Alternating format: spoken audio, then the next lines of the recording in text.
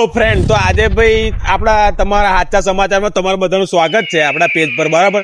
તો રાત્રે એક ગાડી હતી આઈસર, જે આ બાજુથી આવતી હતી, સામેથી વડંગમાંથી સીધી આવી, પણ ડિવાઈડર પર ચડી ગઈ. એક ટાયર પેલી બાજુ અને એક આ બાજુ. ડ્રાઈવર કાબુ ખોઈ બેસ્યો અને સીધે આ પારી પર સીધા ડિવાઈડર પર ડિવાઈડર પર લઈ ગયા. અને પેલું જે દેખાય તમને એ આખું ઉખાડીને સાઈડમાં પડી ગયું છે, ડ્રાઈવરને કાબુ ના રહેવાથી.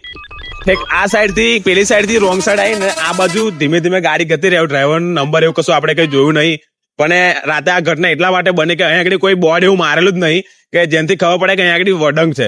ના આગળની સાઈડે કે ના આ સાઈડે કોઈ સાઈડે વડંગમાં પેલું જે બોર્ડ આવે એ મારેલું છે નહીં. તો આપણે તો એટલી વિનંતી કરીએ કે ભાઈ આ બોર્ડ મારો, જેથી રાત્રે લોકોને ખબર પડે, રેડિયમ વાળા બોર્ડ મારો કે ભાઈ આગળ વડંગ છે, એના લીધે પછી આવી ભૂલ બીજા કોઈથી થાય નહીં. આવા અકસ્માતથી બનાવવા માટે સાવચેતી રહે, બરાબર?